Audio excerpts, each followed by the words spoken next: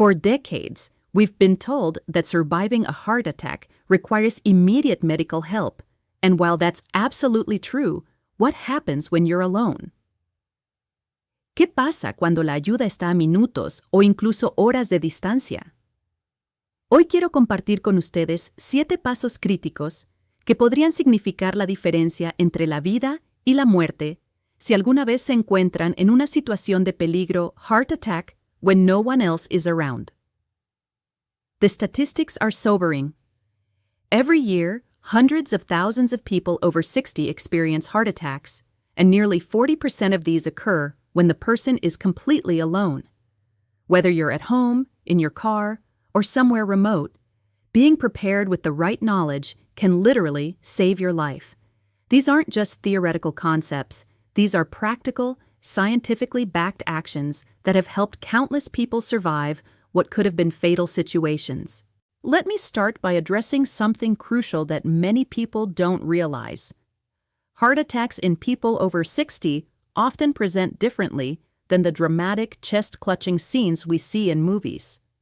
Sí, algunas personas experimentan ese dolor en el pecho que aplasta, pero muchas otras tienen síntomas más sutiles que pueden ser fácilmente ignorados o confundidos con otras condiciones. You might feel what seems like severe indigestion, a burning sensation in your chest, or pressure that feels like someone is sitting on your chest. Some people describe it as a heavy weight pressing down. Others experience pain that radiates down their left arm, up into their jaw, or even into their back between the shoulder blades. For women especially, symptoms can include unusual fatigue, nausea, shortness of breath without chest pain, or even just a feeling that something is seriously wrong. The key is recognizing that these symptoms, especially when they come on suddenly or are more severe than anything you've experienced before, could be your heart's way of crying for help. Don't dismiss them because they don't match what you think a heart attack should feel like. Now, let's talk about those 7 life-saving steps. The first and most important step is to call emergency services immediately. I cannot stress this enough. Incluso si no estás completamente seguro de que se trata de un ataque al corazón, incluso si los síntomas parecen leves, llama para pedir ayuda. In most countries, this means dialing your emergency number. Don't waste time calling your doctor's office or trying to reach a family member first. Every minute matters when it comes to heart muscle survival. When you call, be clear and direct. Say, "I think I'm having a heart attack," and give your exact location.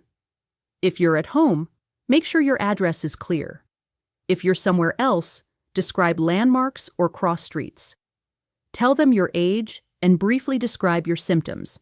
Don't hang up until they tell you to. The dispatcher may give you additional instructions that could be crucial for your survival.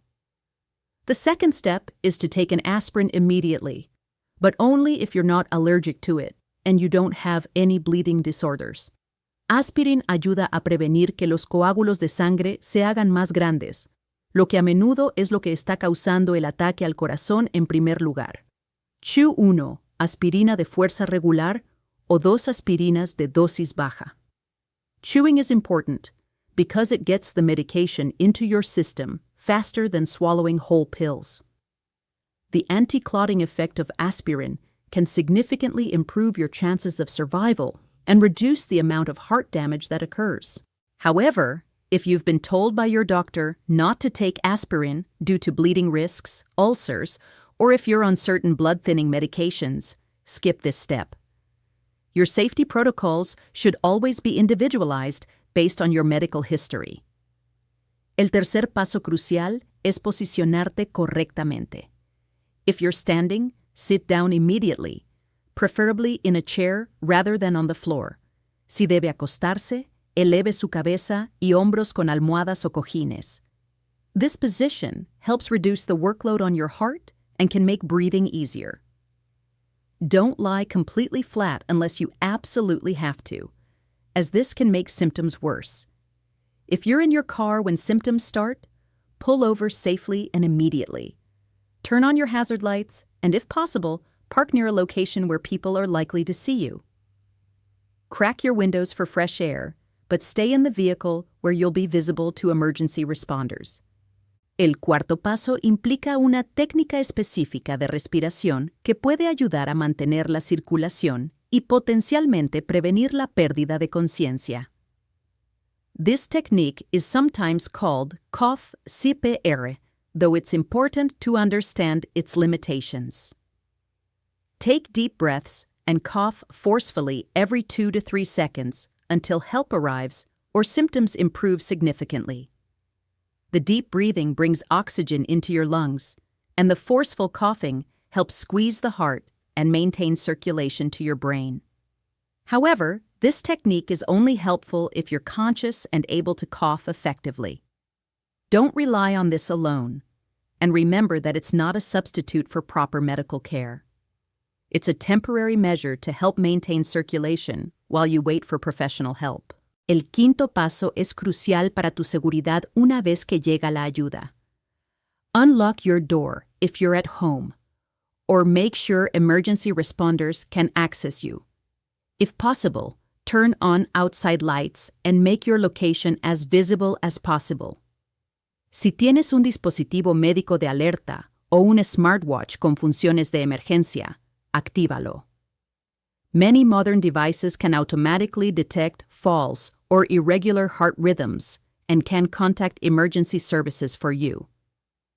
Gather any medications you're currently taking and have them ready for the paramedics.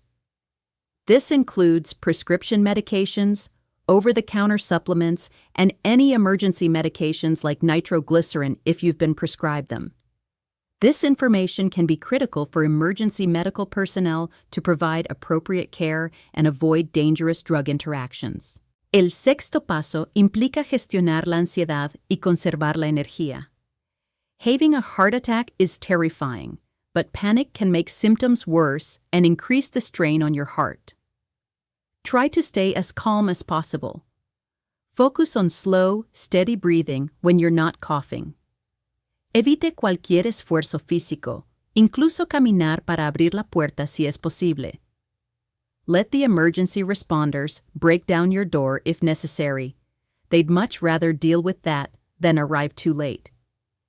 If you start to feel dizzy or like you might lose consciousness, lie down immediately with your legs elevated if possible. This helps maintain blood flow to your brain. Don't try to walk to the bathroom or get a drink of water. Don't change clothes or try to make yourself presentable for the paramedics. Every bit of energy you save could be crucial for your heart's survival. El séptimo y último paso es acerca de la comunicación y la preparación para lo que viene después.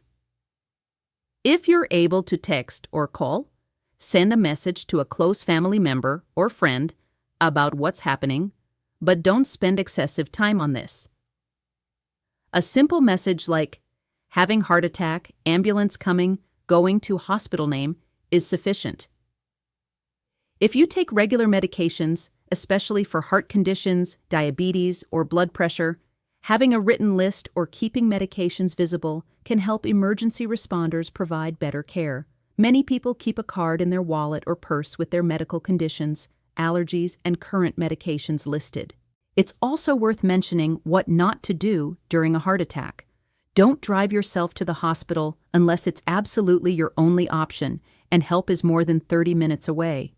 Ambulance crews can start life-saving treatment immediately and can communicate with the hospital to prepare for your arrival. They can also provide care if you lose consciousness during transport. Don't take any medications other than aspirin unless specifically instructed by the emergency dispatcher, or unless you've been previously instructed by your doctor to take nitroglycerin for chest pain. Don't drink water or eat anything, as you may need emergency procedures that require an empty stomach. Don't try to make yourself vomit if you feel nauseous. This can increase strain on your heart. Don't apply heat or cold to your chest, and don't have someone pound on your chest unless they're trained in CPR and you've lost consciousness. Let me share with you why this knowledge is so important through some real examples. Margaret, a 68-year-old retired teacher, was gardening alone when she suddenly felt what she described as the worst heartburn of her life. Instead of dismissing it, she recognized it could be something serious.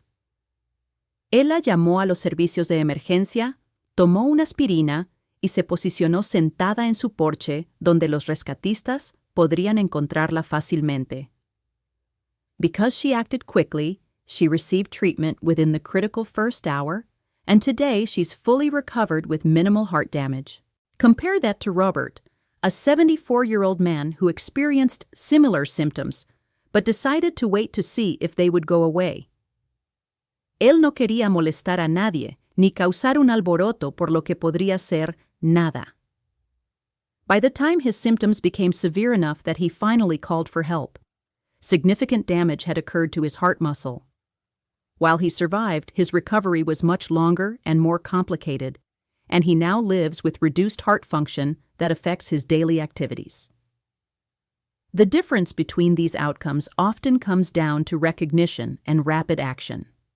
Your heart muscle is like any other tissue in your body. It needs constant blood flow to stay alive. Durante un ataque al corazón, parte de ese suministro de sangre está bloqueado. The longer the blockage persists, the more heart muscle dies. This is why emergency medicine uses the phrase "time is muscle" when talking about heart attacks. Modern emergency medicine has incredible tools to restore blood flow to your heart, but these treatments are most effective when used quickly. Procedures like angioplasty, where a tiny balloon opens blocked arteries, can completely restore blood flow and prevent heart damage, but only if performed soon enough. There are also some important considerations specific to people over 60. Age-related changes in how we perceive pain mean that heart attack symptoms might be less intense or feel different than they would in younger people. Some people over 60 experience what doctors call silent heart attacks, where symptoms are so mild they're barely noticed, or they're attributed to other causes like arthritis or indigestion. Additionally, people over 60 are more likely to have other health conditions that can complicate both the heart attack itself and the recovery. Diabetes, for example, can affect nerve function and make pain sensations less noticeable. High blood pressure medications might affect how your body responds to the stress of a heart attack. Si usted tiene condiciones de salud existentes, es importante discutir con su médico cómo éstas podrían afectar su riesgo de sufrir un ataque al corazón y qué cosas específicas síntomas que debes vigilar. Some people benefit from carrying nitroglycerin tablets if they have known coronary artery disease. Others might need to be especially vigilant about certain symptoms based on their individual risk factors. Prevención, por supuesto, es siempre mejor que el tratamiento. Regular checkups with your healthcare provider, managing blood pressure and cholesterol, staying physically active within your abilities, maintaining a healthy weight, and not smoking all significantly reduce your risk of having a heart attack in the first place. But if prevention isn't enough and you find yourself facing this emergency, remember these 7 steps. Call emergency services immediately. Take aspirin if safe for you. Position yourself properly. Use controlled breathing and coughing techniques. Ensure access for emergency responders. Stay calm and conserve energy, and communicate your situation to get help on the way. The most important thing to remember is that surviving a heart attack when you're alone is absolutely possible. Every year, thousands of people do exactly that by recognizing symptoms early and taking appropriate action. You don't have to be a victim of circumstances. With the right knowledge and quick action, you can significantly improve your chances of not just surviving, but recovering well. Your life has value, and it's worth fighting for. Don't let fear, embarrassment, or uncertainty prevent you from taking action that could save your life. Trust your instincts. Know these steps, and remember that emergency responders would much rather respond to a false alarm than arrive too late to help. The key is preparation and knowledge, not panic. By understanding what to do before you ever need this information, you're giving yourself the best possible chance of surviving and thriving if this emergency ever occurs. Share this knowledge with others in your life because someday it might be you who helps them through their emergency. Remember, every heart attack survivor I've spoken with says the same thing. They wish they had acted sooner. Don't let that be your regret. Trust your body, know these steps, and take action quickly if you ever need to use this life-saving information.